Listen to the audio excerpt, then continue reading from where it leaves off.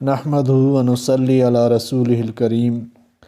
اما بعد فاعوذ باللہ من الشیطان الرجیم بسم اللہ الرحمن الرحیم یا ایہا الذین آمنوا اے ایمان والو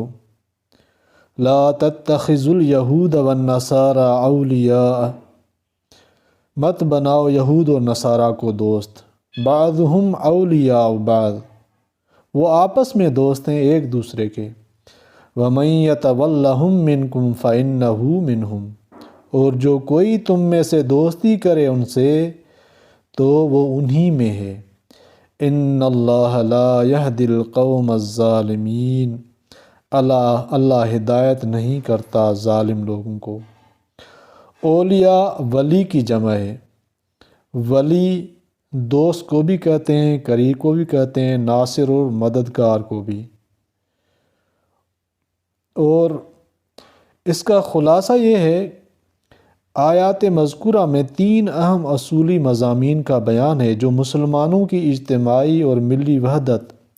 و شیرازہ بندی کے بنیادی اصول ہیں۔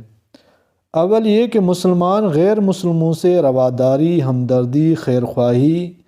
عدل و انصاف اور احسان و سلوک سب کچھ کر سکتے ہیں، اور ایسا کرنا چاہیے کہ ان کو اس کی تعلیم دی گئی ہے، لیکن ان سے ایسی گہری دوستی اور خلط ملط جس سے اسلام کے امتیازی نشانات گڈمڈ ہو جائیں، اس کی اجازت نہیں۔ یہی وہ مسئلہ ہے جو ترک موالات کے نام سے معروف ہے۔ دوسرا مضمون یہ ہے کہ اگر کسی وقت کسی جگہ مسلمان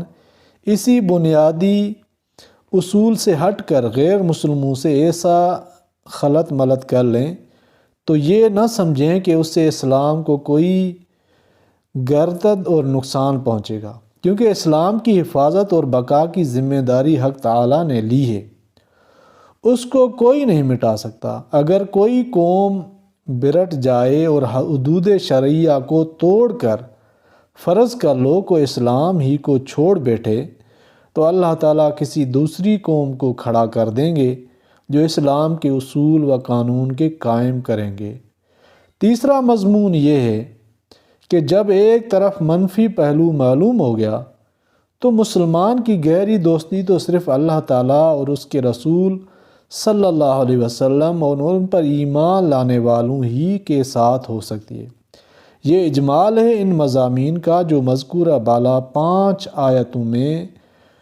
بیان ہوا ہے، اور اس میں جو ہے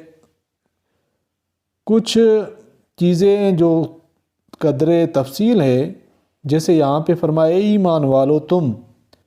منافقوں کی طرح یہود و نصارہ کو اپنا دوست مت بنانا، وہ خود ہی ایک دوسرے کے دوست ہیں، یعنی یہودی باہم اور نصرانی باہم۔ مطلب یہ ہے کہ دوستی ہوتی ہے مناسبت سے، سو ان میں باہم تو مناسبت ہے، مگر تم میں اور ان میں کیا مناسبت؟ اور جب جملہ مذکورہ سے معلوم ہوا کہ دوستی ہوتی ہی تناسب سے، تو جو شخص تم میں سے ان کے ساتھ دوستی کرے گا بے شک وہ کسی خاص مناسبت کے اعتبار سے ان ہی میں سے ہوگا۔ اور گویا یہ امر ظاہر ہے، لیکن یقیناً اللہ تعالیٰ اس امر کی سمجھ ہی نہیں دیتے ان لوگوں کو جو کفار سے دوستی کرے اپنا نقصان کر رہے ہیں، یعنی دوستی میں منہمک ہونے کی وجہ سے یہ بات ان کی سمجھ ہی میں نہیں آتی، اور چونکہ ایسے لوگ اس امر کو نہیں سمجھتے، اسی لیے اے دیکھنے والے تم ایسے لوگوں کو جن کے دل میں نفاق کا مرض ہے دیکھتے ہو کہ دوڑ کر ان کفار میں گھستے ہیں، اور ملامت کرے تو ہیلا بازی اور سخن سازی کے لیے یوں کہتے ہیں کہ ہمارا ملنا ان کے ساتھ دل سے نہیں، بلکہ دل سے تو تمہارے ساتھ ہیں، صرف ایک مصلحت سے ان کے ساتھ ملتے ہیں، وہ یہ کہ ہم کو اندیشہ ہے کہ شاید انقلاب زمانے سے، یعنی زمانے کے چینج ہونے سے ہم پر کوئی حادثہ پڑ جائے، جیسے قحط ہے، تنگی ہے، اور یہودی ہمارے ساہوکار ہیں، ان سے قرض ادھار مل جاتا ہے، اگر ظاہری میل جول قطع کر دیں گے تو وقت پر ہم کو تکلیف ہوگی۔ ظاہر ہے کہ اس کا یہ ہے کہ یہ کہتے ہیں کہ وقت تبدیل ہو جائے گا تو ہمارے اوپر مصیبت آ جائے گی، لیکن دل میں اور مطلب لیتے ہیں کہ شاید آخر میں مسلمانوں پر کفار کے غالب آ جانے سے پھر ہم کو ان کی احتیاج پڑے، اس لیے ان سے دوستی رکھنا چاہیے۔ سو قریب امید یعنی وعدہ ہے کہ اللہ تعالیٰ مسلمانوں کی کامل فتح ان کفار کے مقابلے میں جن سے یہ دوستی کر رہے ہیں فرما دے، جس میں مسلمانوں کی کوشش کا بھی دخل ہوگا، یا کسی اور بات کا خاص اپنی طرف سے ظہور فرما دے، یعنی ان کے نفاق کا علت تعین بذریعہ وحی کے عام اظہار فرما دے، جس میں مسلمانوں کی تدبیر کا اصلاً دخل نہیں۔ مطلب یہ کہ مسلمانوں کی فتح اور ان کی پردہ دری دونوں امر قریب ہونے والے ہیں، پھر اس وقت اپنے سابق پوشیدہ دلی خیالات پر نادم ہوں گے۔ تو یہ قدر تفصیل ہے، یہاں پہ جو ہے نا میں نے کچھ بیان کی ہے، کچھ میں نے نہیں کی، اور ان آیات کے جو معارف و مسائل ہیں جو ضروری میں نے سمجھا اس کو میں نے یہاں پہ بیان کر دیا ہے، باقی آپ معارف القرآن میں خود بھی دیکھ سکتے ہیں اس کی تفسیر۔ تو یہاں پہ معارف مسائل، پہلی آیت میں مسلمانوں کو حکم دیا گیا کہ وہ یہود و نصارہ سے موالات یعنی گہری دوستی نہ کریں، جیسا کہ عام غیر مسلموں کا اور یہود و نصارہ کا خود یہی دستور ہے کہ وہ گہری دوستی کو صرف اپنی قوم کے لیے مخصوص رکھتے ہیں، مسلمانوں سے یہ معاملہ نہیں کرتے۔ پھر اگر کسی مسلمان نے اس کے خلاف ورزی کر کے کسی یہود یا نصرانی سے گہری دوستی کر لی تو وہ اسلام کی نظر میں بجائے مسلمان کے اسی قوم کا فرد شمار ہونے کے قابل ہے۔ شان نزول اس میں امام تفسیر ابن جریر نے بروایت اکرمہ رضی اللہ تعالیٰ عنہ بیان فرمایا ہے کہ یہ آیت ایک خاص واقعے میں نازل ہوئی، وہ یہ کہ رسول کریم صلی اللہ علیہ وسلم نے مدینہ طیبہ میں تشریف فرما ہونے کے بعد ان اطراف کے یہود و نصارہ سے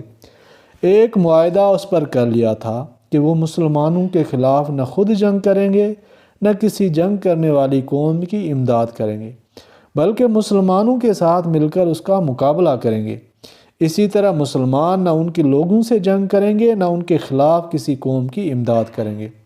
بلکہ مخالف کا مقابلہ کریں گے۔ کچھ عرصہ تک یہ معاہدہ جانبین سے قائم رہا،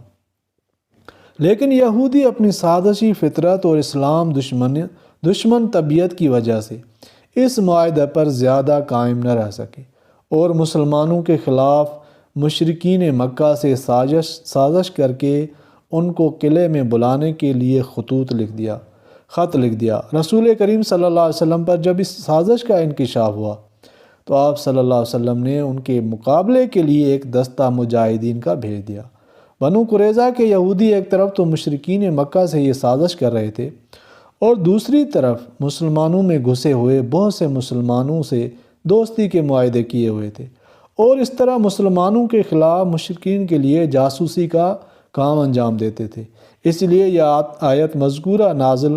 ہوئی جس نے مسلمانوں کو یہود و نصارہ کی گہری دوستی سے روک دیا تاکہ مسلمانوں کی خاص خبریں معلوم نہ کر سکے۔ اس وقت بعض صحابہ کرام حضرت عبادہ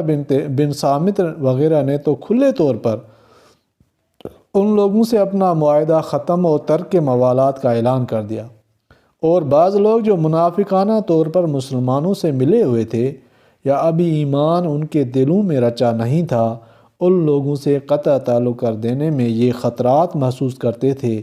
کہ ممکن ہے کہ مشرکین و یہود کی سازش کامیاب ہو جائے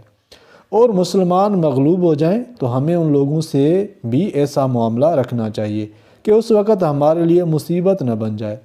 عبداللہ بن ابی بن سلول نے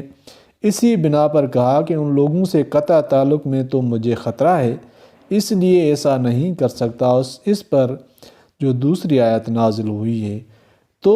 اس میں تقریباً جو ہے منافقین کا جو کردار ہے مشرکین کے ساتھ زیادہ دوستی رکھ کے اور مسلمانوں کو نقصان پہنچانا، اس میں وہ بڑھ چڑھ کر حصہ لیتے تھے۔ تو اللہ تعالیٰ نے واضح فرما دیا کہ لا تتخذوا الیہود والنصارى اولیاء، یہود اور نصارہ کو اپنا دوست مت سمجھیں۔ اللہ تعالیٰ سمجھنے کی توفیق عطا فرمائے، آمین یا رب العالمین۔